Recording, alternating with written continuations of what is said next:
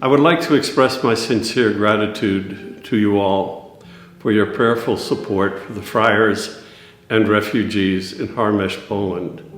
As you know, the friars are hosting over 100 refugees who are the spouses and children of first responders in Ukraine. This gives us all an opportunity to personally reach out to those in need, to show them our support and our love for them as they go through this most difficult time. This support is both our prayers and our financial support. To this date, we have raised close to $30,000 for the support of the friars and refugees, and we are going to continue as long as we can to give them that support. I'd like you to spend some time and listen to one of the refugees, Alexandra, who will tell part of her story about her escape from Ukraine with her children to Poland. Hello, my name is Alexander and I'm from the western part of Ukraine, exactly from the city of Ivano-Frankivsk. On the 24th of February, early in the morning, when the war started, my brother called me and informed me about this. Exactly that moment, we put our life on a pause and started thinking about saving our souls, especially our children. The thing is that we couldn't believe that the war would come to our region. In the eastern part of Ukraine, we have had military actions for approximately 8 years, so we thought that the situation would get worse exactly there. But when one day around the whole Ukraine, lots of cities were attacked, we understood that it's a real war and it's time to think how to act, what to do to save our children. I have 3 children and I am a widow. I stayed at home for one more day, but really the panic was in the air. That's why next day, on the 25th, I escaped to the mountains. After that, I learned about the opportunity to go to Poland and to cross the border in more or less easy way. That's why on the 6th of March, I and my children went to Poland. The situation on the border was just a kind of horror because there were millions of people waiting for their turn. They were, on the ground.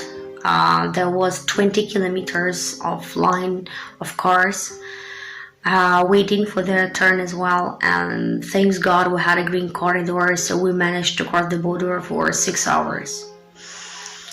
When we crossed, when we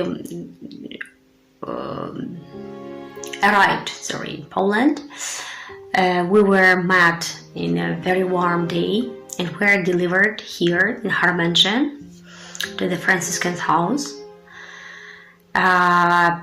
It was a breath of fresh air because kids were under stress, and it was the opportunity to stay here without alarms, without worrying about our lives. We are very grateful to the fathers and brothers for such a warm exception, because we have mostly everything here. I and my kids are staying in a 2-room apartment with the bathroom. Also, we have a canteen and a kitchen. We have a playground for both children and adults.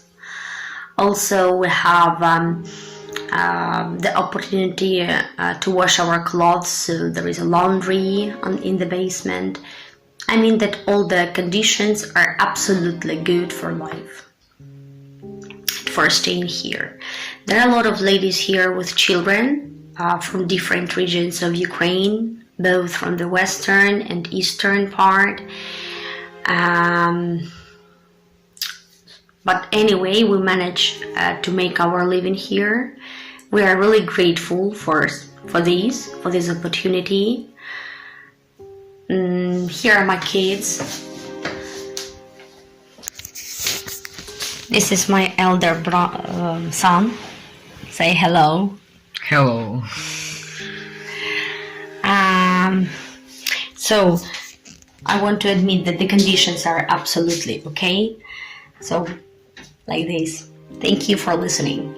Thank you once again for your prayerful and financial support for the friars and the refugees in Poland.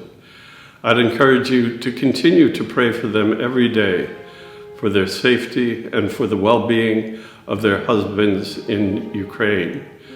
I'd also encourage you to continue to give financially through the Church Center app and through organizations such as Catholic Relief Services.